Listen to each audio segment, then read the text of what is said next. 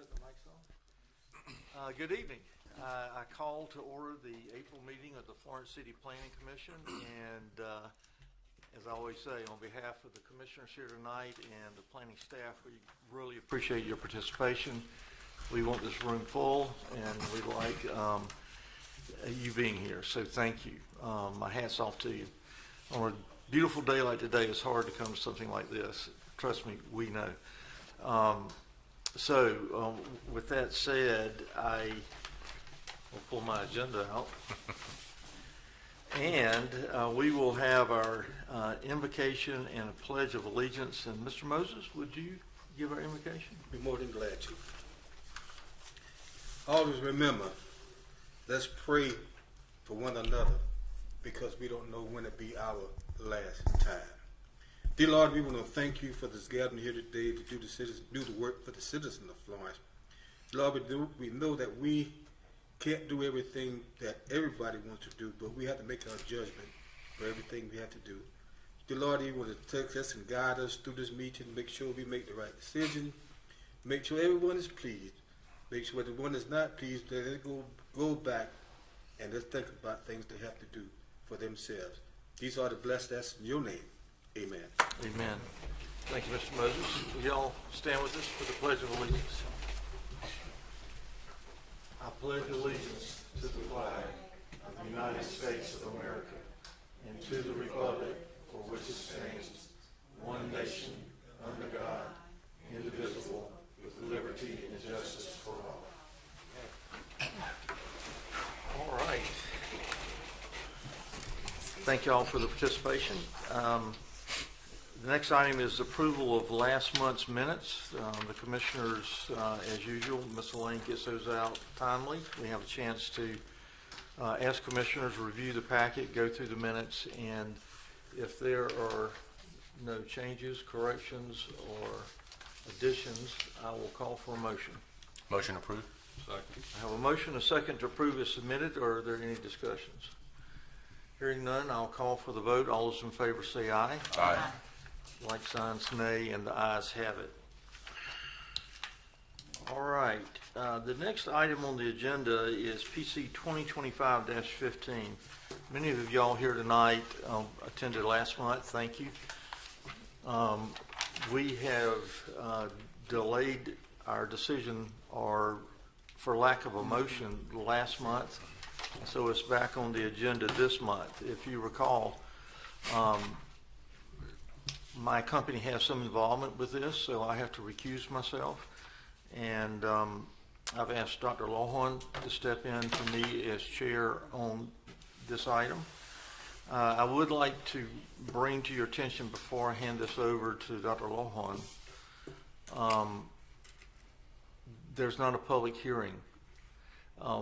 Since we had one last month, there's not a public hearing, so we will not be having anyone for or against come up in favor or against to speak to the commissioners.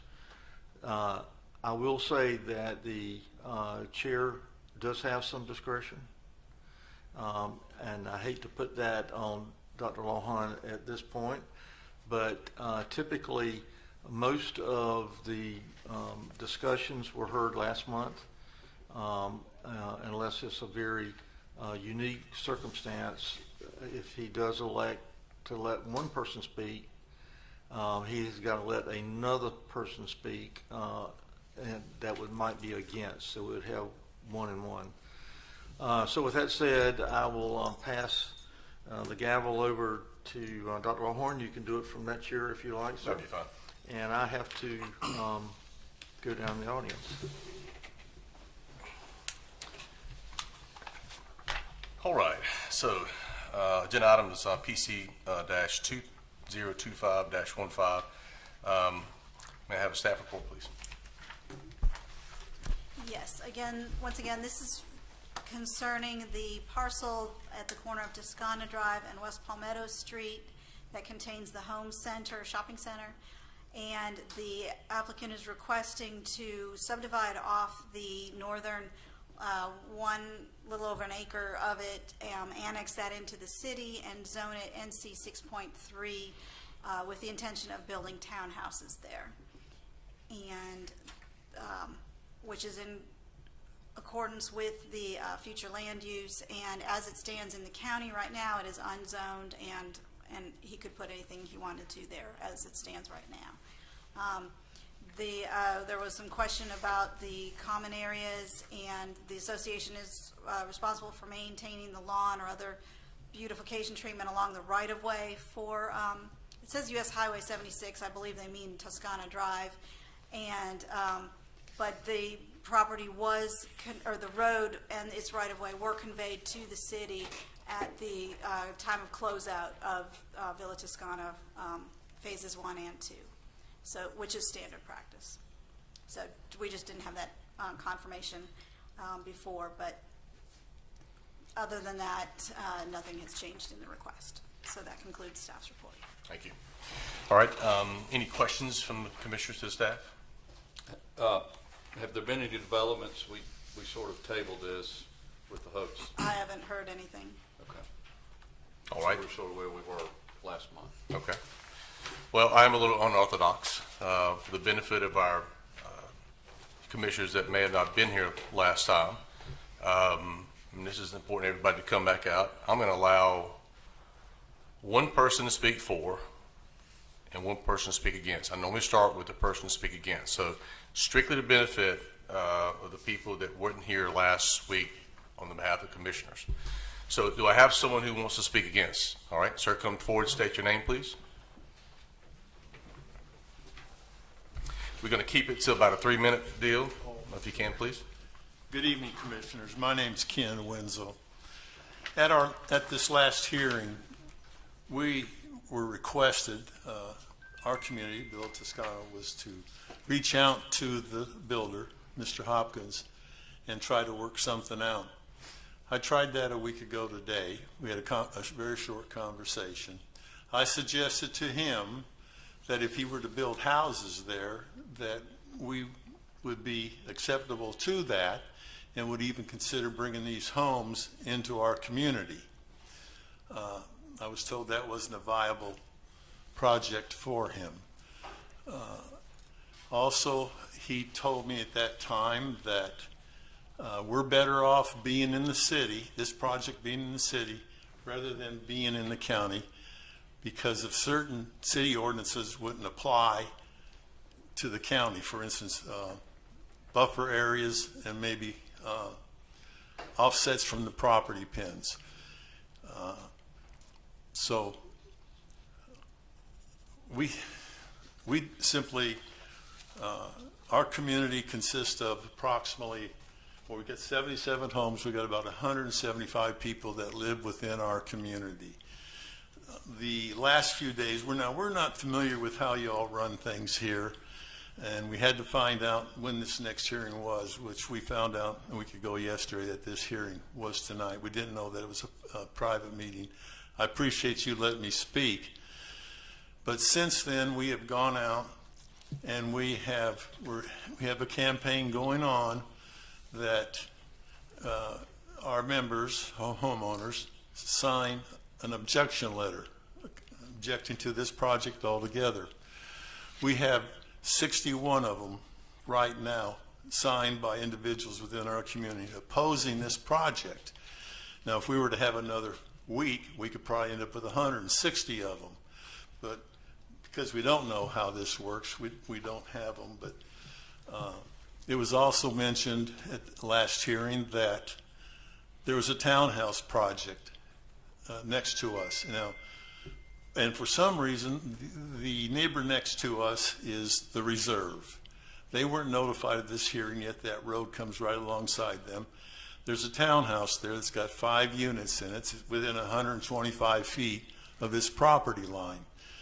Those 5 townhouses there are completely different from what Mr. Hopkins proposes to build. They're beautiful structures. They're probably valued at $400,000. The homes in our community are approximately $350,000 value. Now, 30 more seconds, sir. okay, I just asked that if you were us, what would y'all be doing? What would you want done here?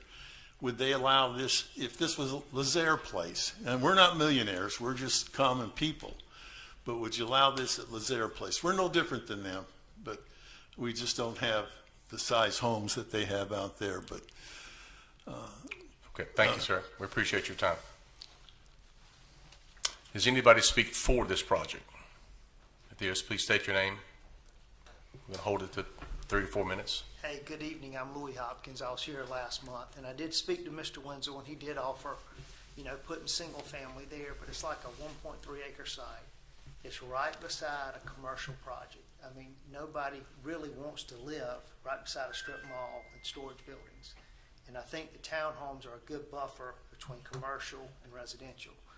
If you look at the map that Elaine showed earlier, right behind this property is their stormwater detention pond. I'm not sure how big it is, but there's only one property in their neighborhood that touches this property. So probably 80% of this property line that touches Villa Toscana is a big green space with a holding pond. So it's not like we're backing up to 5 neighbors. So it's totally different.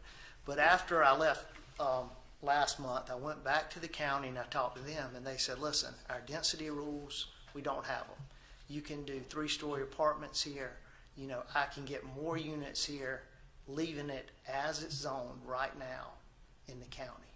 So we would like to be in the city. We would like to have these zoned for townhomes, which is more restrictive.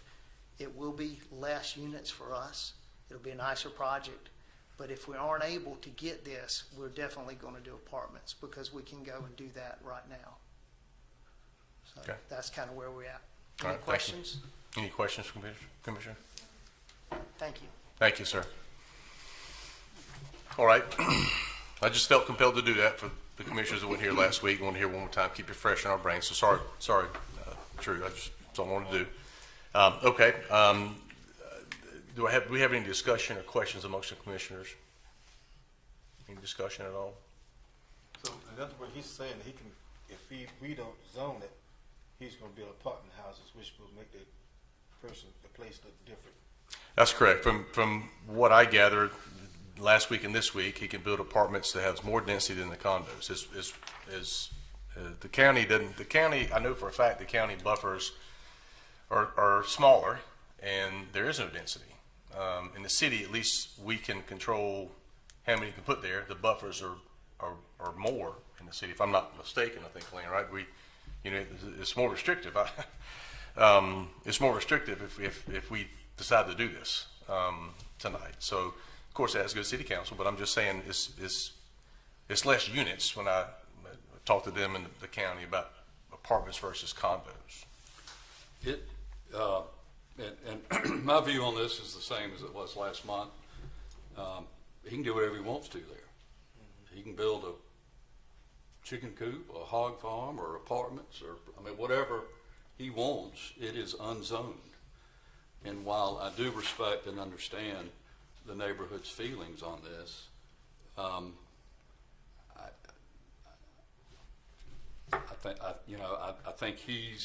I think the city will, because of the limitations, restrictions, and oversight the city has, there will be more control over what happens than there would be if he went in a different direction. And that's how I feel about it. And it's my understanding that it's 26 units. Is that That's the maximum, the yes. maximum amount? Okay. For the condos. The townhouses. But what he's proposing, I'm sorry, for the town, what he's proposing, right? Okay, Yes. all right. There was an issue about the maintenance of the road, I think, last month. And as I recall, he was willing to pay for his half of the road or his side of the road, the maintenance for that. That was one of the issues that were raised, and I don't recall what the other one was, but I remember it being somewhat resolved. The biggest issue was just about, whether the community wanted that development there or not. Okay. Any other questions or comments? All right, I'll call for the motion. I I'm going to move that we approve. And for the reasons that I just outlined, I think that the project will be better controlled. The buffers are tighter under the city standards in the county. It is unzoned, and anything can go on there right now, anything. And I think this is the best of the options that I see. So I'm gonna move that we make a motion we approve. Do I hear a second? Second. Have a second. Any discussion at all? All right. All those in favor? And just signify by hand up. 1, 2, 3, 4. All right. Those who vote against it, signal with hand up. That's 2. The motion carries. It's approved.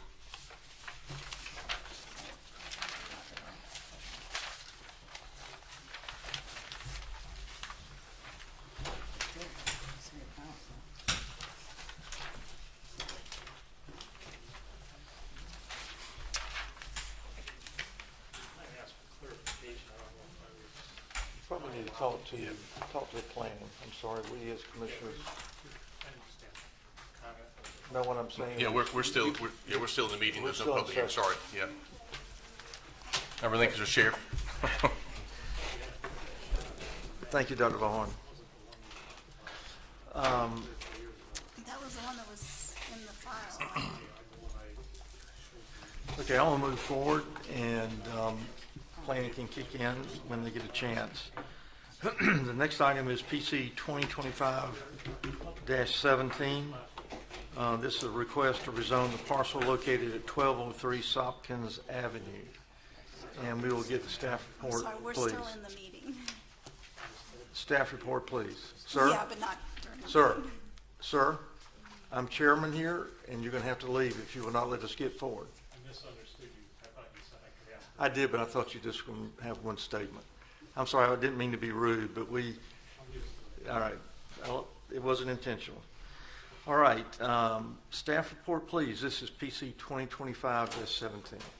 Yes, this is a request to rezone the parcel located at 1203 Sopkin Avenue from campus to NC 6.1. It's county tax map number 999-12-016. This is a very unique property. It is located on Sopkin Avenue, which is off of Oakland Avenue. And as you can see, it's surrounded mostly by city, but it's on the edge of a donut hole. It was zoned campus because when it was founded, back I think it was in the 1990s, there was a small church on this location. So when they zoned it to campus, which is appropriate for a church. So through the years, it's ceased being a church, it became a laundromat, and then we've had people questioning trying to operate it as a store or as a club. We've had a few not quite appropriate uses try to go in there, and the latest iteration was a place called Daddy Bummies. And so I was approached by the owners, and they said they've decided they want to subdivide the lot. They want to rezone it to residential so that they can then subdivide it and put 2 single-family houses on it, which would be in keeping with the character of the neighborhood. And this is one of those where we're like, yes, we would love to support this one. So that is their request for the NC 6.1, which is what everything around it is zoned. And again, that is for single-family only.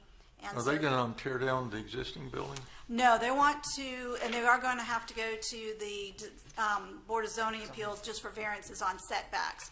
They do want to take that building and turn it into a single-family house, subdivide the lot right, if you can see in the picture there, the parking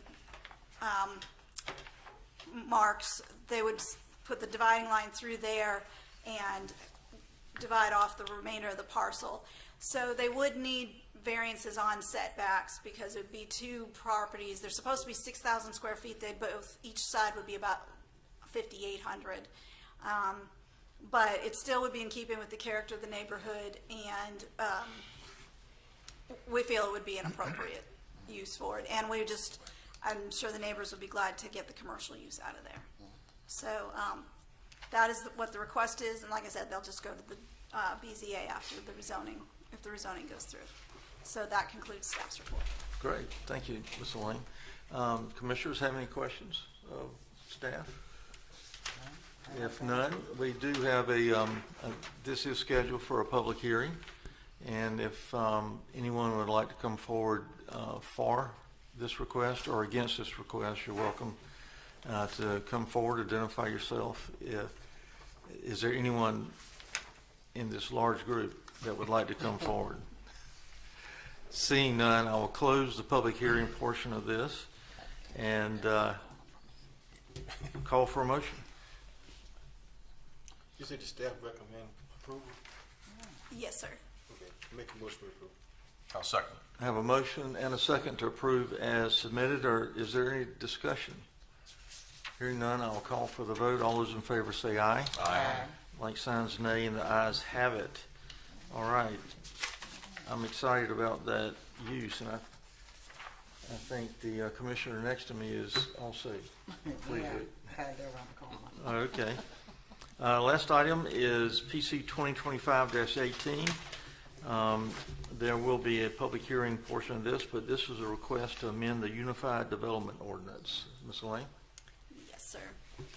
The request is just, it was brought to staff's attention that we did not address anywhere in the ordinance when a developer runs across properties that contain graves, cemeteries, or graveyards. And so this is just being added to the portion of the ordinance that deals with special situations. This would be for development of properties that contain graves, cemeteries, graveyards, which I've learned are when they're attached to a church. So I doubt this will fall in too often with that, but it might. Or other like facilities for the final disposition of human remains. This would apply in all zoning districts and to all development, including subdivisions. The grave, cemetery, graveyard, or other like facility shall be determined by a professional archaeologist or other methods as deemed appropriate by the planning director to determine the boundary and conformation of the cemetery. And that archaeologist or other licensed professional would determine the boundaries and provide information on the history, provide maps showing the location and the orientation relative to the site, describe it and how they found this and documented it, and then the coordinates of the boundary. And then the requirements would be that they would be deeded as a separate lot, accessed by a minimum 20-foot wide private or public easement. Lots deeded separately containing the graves would include the boundary of the cemetery and shall include the buffer yard requirements established, which is a 25-foot buffer yard provided around the perimeter of the cemetery that does not include any graves, but no landscaping would be required in that. It must be accessible. They shall be fenced in. Well, it's suggested but not required. And during construction, it must be staked until the certificate of occupancy is achieved for any contiguous properties, just so that there's no mistaken getting involved with the cemetery, not meaning to. So that is what the amendment would say, and those are the purposes for it. So that concludes staff's report. All right, commissioners. Any questions? As far as the fencing goes, it would seem to me if there's a stone, headstones and stuff like that there, people could jump a 4-foot fence and desecrate a grave or something like that. I mean, every grave I've ever seen that had a fence around it was at least 7 feet. If you look at, most of them have them, some of them don't have them at all. And where did we get the 4 feet from? Is there like just a pick or something, or? I think we did research other municipalities' ordinances, and some of them didn't require fences at all. Some of them did require fences, and we, out of the other, looking at other municipalities and governments and counties and such, we picked the 4 feet. We thought it was reasonable to delineate, but these cemeteries wouldn't necessarily be locked up. I mean, they. the fence isn't required, and even if there was a fence, there's no requirement to lock it up, so people could freely. So go in and 4 foot out. the minimum, it could be Four- higher? That's right, Oh, 4 okay. foot's the minimum, yes, it could be higher, yes. Any Well, other it says questions? fencing shall not be greater than 4 foot in height. I mean, that could be changed, we could change that to, I mean, for me, I just read that and I was like, 4 foot seems, you got a bunch of kids jumping over 4 foot and they don't know what they're doing. They kick these things down, and particularly if they're around developments or something like that or commercial stuff. That's just my opinion. I don't know what the commissioners feel like, but I mean, there's a reason Mount Hope Cemetery has a fence or a lock around that cemetery. My own family graveyard down in Coward has a fence around it too, so Of that height? it's people kept going in and messing stuff up, so it's I think 6 foot or something like that. But is there any way in there we can change that 4 to 6? I was gonna ask, Mr. well, we could Dudley. just take out the height requirement. I mean, nope, if you want to do a minimum, I mean, I just think I don't think it should be limited to How 4 about foot. no less than 4 feet instead of more than? Because some of them don't have a fence at all. Yeah, that's true. I mean, I like that's pretty good. No less than 4 foot. That way does It's gotta be 4 feet. 4 feet or greater. no one trips over anything. It's still 4 Yeah. foot. You gotta physically try to climb something. That's my opinion on that, just to deter people from getting in. Mr. Dudley, do we do that in the form of a motion or? Yes, that would be in the form of a motion to amend. What did you say, Charles? How'd you- I would make a motion that we just amend the language to say no less than 4, a fence of no less than 4. There you go, that'd be perfect. And to require a fence every time? Because I right don't- now it says no fence is required. I would Well, say I just think if you're gonna put one up, it just seems to me to be a waste of time if it's any less than 4 foot. I don't know why you're putting a 2 foot fence up, or I don't understand that language. Well, who's gonna be adhering to this? Everyone. Property owner or the city? It would be the property owner. Right. that So, I would- mean, it's up to them whether they wanna protect their graveyard, right? That's correct, yes. I mean, you have some homes with a private plot, Right. on their property, and to make them build an 8 foot fence correct, around yeah. one grave, it'd be a little Yeah. awkward. So I think you need to possibly leave in, if they choose not to put a fence around it, they have that right. Sure. It says it's permitted but not required. That's what it says now.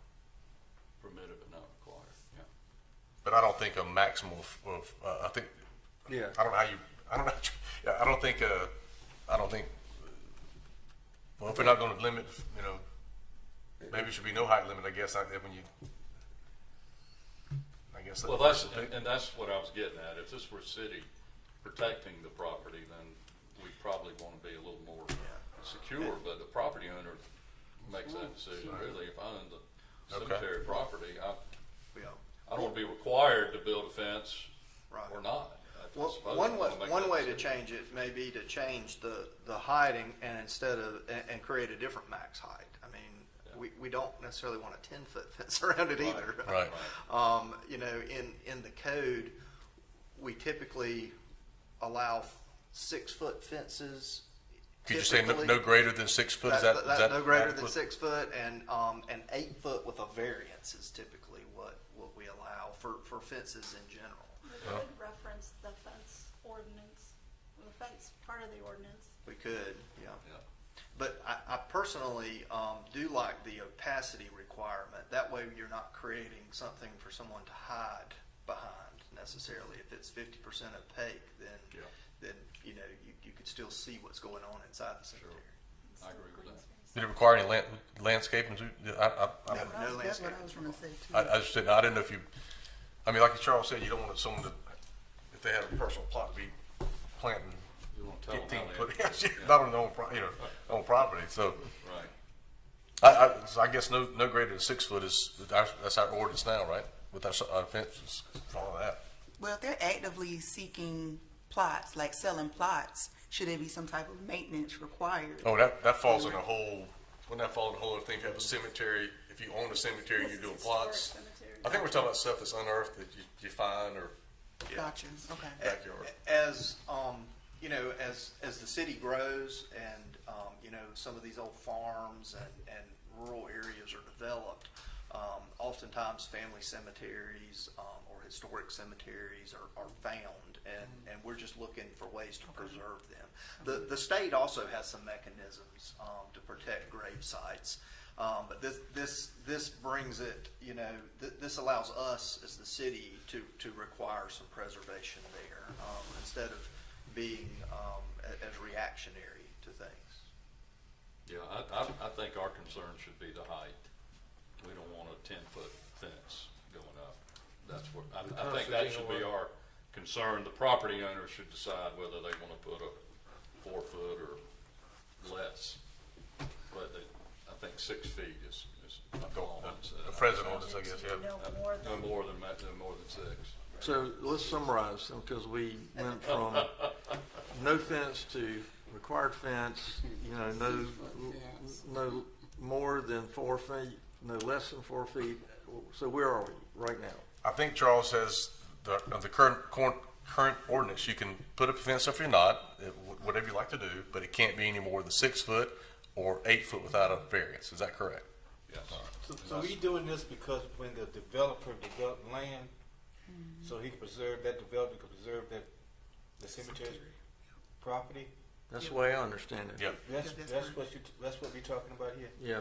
And then the developer itself, they're gonna decide what, the city let them know there's no greater than 6 foot. For that developer to put the fence up, that's what we have to. Or not put one at all. Right. But I think we know, we can work for a funeral home. I think that, when a developer develop a land, especially close to a gravesite, he should do something to protect it. Because see, if you build a house and develop them there, you create problems for that funeral home to be trampled over, stone be like knocked down and all. I think we should require the developer to put a fence up to preserve that property to do it for funeral homes. Because there's about funeral homes, good grave sites, you find it, like you say, in the woods somewhere, and people buy the land and they don't know whether that's a cemetery back there or not. But see, you don't know where you find it when you start messing with the woods and stuff, and then you find headstones and all back up in there. So I think that what it is, that fellow that developed that land, he should be recommended to put a fence up, protect that. Well, that gets back to the argument, what if it is a private graveyard on your property? But see what it is, he bought the property. He wants to No, develop it's land. been in the family for 200 years. But see, Are we gonna make him put a fence up around? Well, it happened down here to North Vista. Right there was the grave sites back there, and then we put up a fence back there to protect the grave sites. Mr. Dudley, are there requirements, once the grave We don't have none. site is discovered, they have to report it and file it with the state? Does and the the state state takes require? over? Yeah, the state has requirements that, during an active, excavation or development, if a grave's found, they're supposed to stop and document that and then preserve it. Yeah. It is illegal in South Carolina to Yeah. desecrate. It is illegal. Right. It is not That's what I legal to said, do that. illegal. There is a mechanism to move graveyards Right. and to move So that offers the cemeteries, but that's a protection whole different process. That maybe that you're concerned about. The state Through the protects state. that property. Yeah, protect property. See what I'm saying, if you don't put something there to preserve that I call it a sacred spot, everybody could be trampling over it. That's the way I look at it. And see, we all should be some kind, like we do a house, we put a buffer up. We should be buffer up for the people that we know that's resting. What if the state doesn't require it? But You that's want what the city to we step- redoing our ordinance there. That's what we doing here. Yeah, I'm just wondering, The ordinance says a 25-foot buffer yard shall be provided Yeah. around the perimeter of the cemetery and shall not include locations of any graves. Doesn't that address that? It does create a distance buffer between the edge of the graveyard, so it does create a 25-foot buffer area there. no, he's not talking about a fence buffer, he's just talking about a distance from development to where the gravestones are, I understand that, but without a fence. Yeah, I understand that 100%. But like I'm still saying that because see they can develop and come there and block when you can't get to it. No, not the law states you have to be able to get to it. Anybody buried on that plot of property, We'll be able to have you have to access. have access. Okay, all right. Yeah. I know that's a state law. Well, that's just- Okay, so now, where are we? Because somebody tried to block my family in Coward and said we couldn't go across there. My dad sued him and he said, no, you can't do that. You can't block the guy from getting to a grave. Yeah, right. And just one thing to consider is, along with that 25-foot buffer all the way around, if it's, they find a bunch of graves scattered, it could be quite a large area. That's a lot of fencing. That's true. Yeah. All right, so I think Mr. Moses is set on requiring fence. And I think we've had discussions in both directions. So, I just don't, I know. I can't agree with requiring a private property owner to put up a fence. and I think that'll come out in the vote. Let me do this, this won't take but a second. I'm gonna open the public hearing and close the public hearing. And now I'll call for a motion. On what? A motion to, well, whoever makes a motion. I would make a motion that the property ownership to be, we to require, if you do build up in houses, that's one thing, the whole thing is about. He should be having some kind of where you can get the 25-foot buffer requiring him to put a fence up to protect that sacred ground. Okay, I have a motion, do I have a second? You got to die one I'll day. ask one more time. You're going to die one day now. So we're temporary. And I'll be in heaven, so I don't really care. You can put houses there and there's going to be a whole development back there. The only discussion is simply because that puts a burden. If it's like someone said, it's a lot of fence, like Elaine said, that's a burden, I think, on property Okay, owners. I have a motion and I do not have a second, so the motion fails. Okay.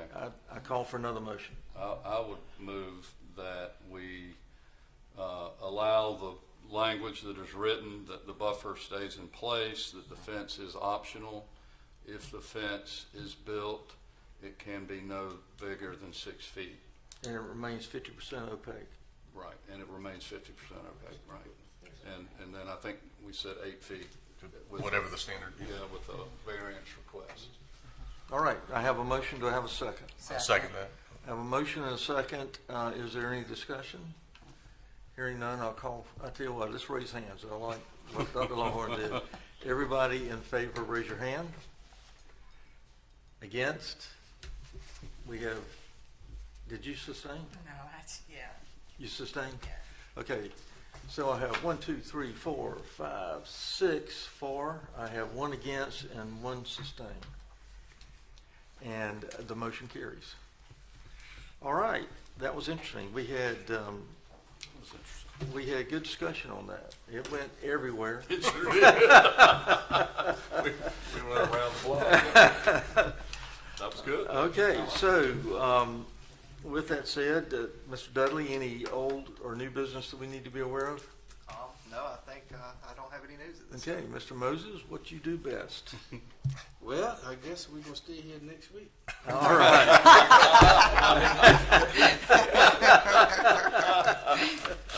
All right, I have a motion to adjourn. Do I have a second? Second. All right. Motion to second to adjourn. All those in favor say yes. Yes. Supper time.